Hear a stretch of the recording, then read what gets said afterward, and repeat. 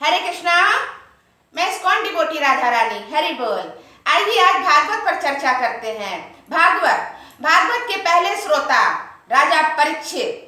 महाराज परीक्षित एक सूचना सुनते ही वेंटिलेटर पर आ गए थे। क्या है वो सूचना, आइए सुनते हैं। ध्यान से सुनिए, भगवान की कथा है।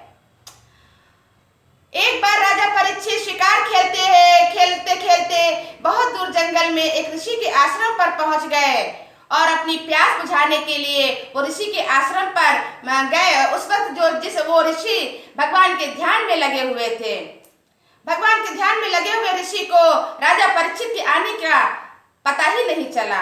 राजा परीक्षित काफी देर तक अपने स्वागत का इंतजार करते रहे कि मुनिवर अब स्वागत करेंगे, अब करेंगे। लेकिन राजा परीक्षित को मुनिवर से कोई स्वागत नहीं मिला, क्योंकि मुनिवर तो ध्यान में लगे थे। उन्हें पता ही नहीं था कि उनके आश्रम में कोई खड़ा है।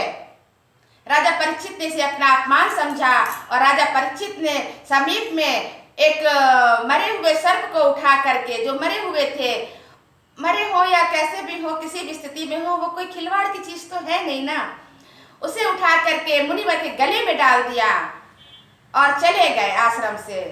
अब ऋषि पुत्र ने जैसे ही अपने पिता के गले में उनको देखा तो घबराहट की चीज को देख करके उसका बीपी हाई हो गया ऋषि पुत्र का, और उसने आव देखा ना ताव, और उस ऋषि पुत्र ने राजा परीक्षित को श्राप दिया, हे राजन, आपने जो हमारे पिता के साथ अभद्र व्यवहार किया है, इस अभद्र व्यवहार के बदले यही सर्प आज के 7वें दिन जीवित होकर के आपकी जीवन लीला समाप्त कर देगा। मैं आपको श्राप देता हूं। बेटे की उत्तेजना भरी आवाज को सुनकर के मुनिवर का ध्यान टूटा और उन्होंने अपने बेटे से कहा, हाय पुत्र, ये क्या किया तुमने राजा परीक्षित को श्राप दे दिया। ऐसा धर्मात्मा राजा तो होना ही नहीं है। इसमें राजा परीक्षित का कोई दोष नहीं है। दोष है तो कलयुग आ चुका है। संत का श्राप था, तीर कमान से निकल चुका था। मुनिवर ने तत्काल राजा परीक्षित के पास सूचना भिजवाई कि मेरे पुत्र ने आपको श्राप दे दिया है, अब आपका जीवन केवल 7 दिन का बचा है। हे राजन, आप अपनी मृत्यु को संवार लें। राजा परीक्षित ने तत्काल जैसे ही इस सूचना को सुना, राजा परीक्षित समझ गए कि अब उनको घर वापस नहीं आना है, और वो नैमिषारण्य में गंगा जी के किनारे पहुंच गए। सूचना सुनते ही तो राजा परीक्षित वेंटिलेटर पर आ गए और नैमिषारण्य में जाकर के उन्होंने उस वक्ता को ढूंढा, जो वक्ता उन्हें गोविंद की कथा के महासागर में डुबकी लगवा दे और इस सूचना को भुलवा दे। राजा परीक्षित की खोज समाप्त हुई और अचानक से उनको महाराज सुखदेव जी महाराज के दर्शन हुए। श्री कृष्ण गोविंद हरे मुरारे, हे नाथ नारायण वासुदेवा।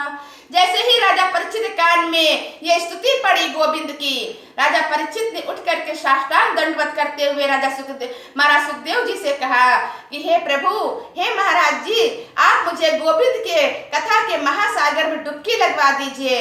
मैं उस सूचना को पूरी तरह से भूल जाना चाहता हूँ कि किस माध्यम से संसार से जाना है। महाराज सुखदेव जी महाराज ने कहा, ठीक है राजन, आप बैठिए। महाराज सुखदेव जी महाराज ने 24 घंटे भगवान की कथा की, गंगा बहा दी, और राजा परीक्षित को यह भूल गया कि वो सूचना भूल गई। कहने का तात्पर्य यह है कि महाराज सुखदेव जी महाराज ने 7 दिन कथा की गंगा बहा दी, और कहीं पर भी भागवत में सुखदेव जी महाराज की के नाम के आगे ये नहीं लिखा है बड़े कथावाचक।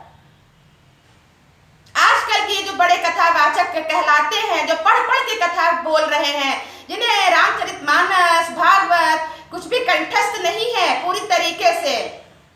सुखदेव जी महाराज ने पढ़ करके भागवत नहीं सुनाई, अंतर प्रेरणा से सुनाते गए। उनके अंदर कथा का सागर समाया हुआ था। ऐसे आजकल के जो कथावाचक हैं, इनके आगे जो बड़े शब्द लिखा जाता है, इस बड़े शब्द को आप मिटाने का प्रयास कीजिए और अपने स्थानीय कथावाचक का सम्मान कीजिए।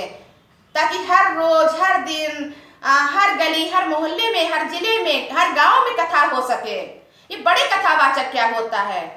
पढ़ पढ़ के कथा बोलने वाले को बड़े कथावाचक, बड़ा कथावाचक कोई नहीं है। हरि अनंत हरि कथा अनंता, और बहुविध कहे सुनहि सब संता। कहने और सुनने के समय श्रोता और वक्ता दोनों ही संत की श्रेणी में आ जाते हैं। हर वक्ता के कथा कहने का ढंग, शैली, तरीका अलग अलग है। बस बड़े कथावाचक कोई नहीं है। अपने स्थानीय कथावाचक का सम्मान कीजिए। कथा तो एक ही है, एक ही भागवत है, एक ही श्री रामचरितमानस है। आपको वो भी अच्छी कथा सुनाएंगे और अपने जिले को, अपने मोहल्ले को पवित्र वातावरण में रंगने का प्रयास कीजिए। कथावाचक के आगे लिखा जाने वाला बड़े शब्द को मिटाने का प्रयास कीजिए। स्थानीय कथावाचक का सम्मान कीजिए। आज का कथावाचक किसी वेंटिलेटर पर आए हुए